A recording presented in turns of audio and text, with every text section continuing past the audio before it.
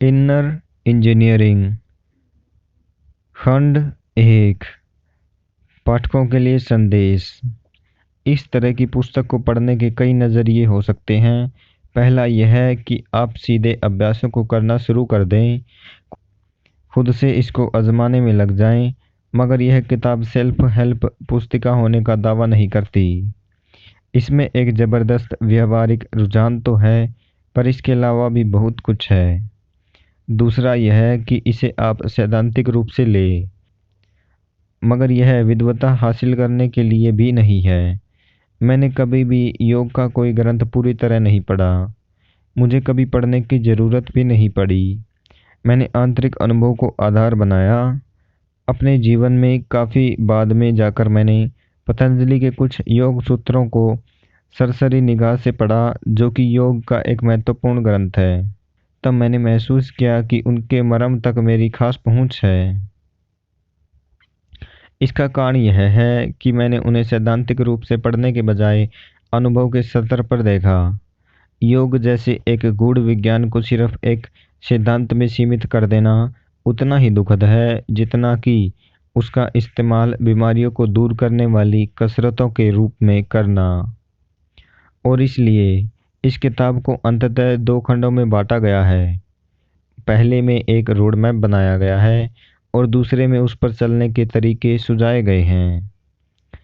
इस खंड में आप जो पढ़ने वाले हैं वह विद्वता या विशेषज्ञता का प्रदर्शन नहीं है, बल्कि यहाँ कुछ मौलिक दृष्टि भेंट करने की कोशिश की गई है, ताकि दूसरे खंड के लिए एक ठोस आधार तैयार हो सके, जिसके ऊपर अभ्यासों पर आधारित ढांचा खड़ा किया जा सके। ये अंतर्दृष्टियाँ कोई सिद्धांत या उपदेश नहीं हैं और निश्चित रूप से निष्कर्ष भी नहीं हैं।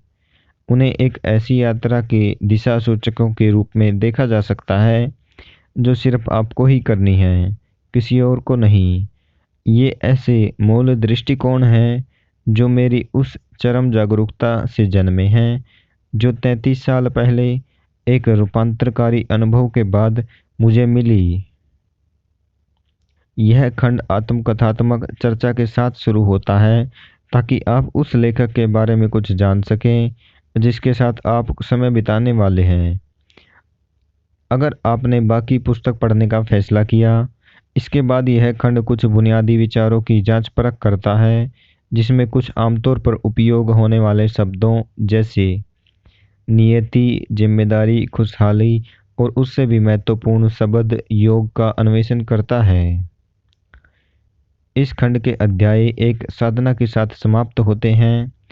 संस्कृत में साधना का अर्थ है उपकरण या साधन। खोज के ये उपकरण आपको एक पाठक के रूप में उन पन्नों में बताए गए विचारों का प्रयोग लाने का मौका देते हैं, और आप यह भी देख सकते हैं कि यह दृष्टि आपके लिए कारगर हो रही है या नहीं। मुझे अक्सर बताया जाता है कि मैं एक मॉडर्न गुरु हूँ।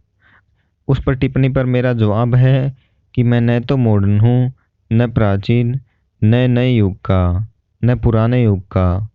मैं इस युग का हूँ और हर गुरु ऐसा ही रहा है। सिर्फ विद्वान, पंडित और धर्मशास्त्री प्राचीन या आधुनिक हो सकते हैं। सिद्धांत या विश्वास पुराना या नया हो सकता है, मगर गुरु हमेशा समकालीन होते हैं। जैसा कि मैंने पहले कहा, गुरु वह है जो अंधकार दूर करता है, जो आपके लिए दरवाज़ा खोलता है। अगर कल मैंने किसी के लिए दरवाज़ा खोला था, या मैं आपके लिए कल दरवाज़ा खोलने का वादा करूं, तो उसका कोई महत्व नहीं है। इसका मूल तब है जब मैं आपके लिए आज दरवाज़ा खोलता हूं। तो सत्य समय से परे है, मगर तकनीक और भाषा हमेशा समकालीन होती है।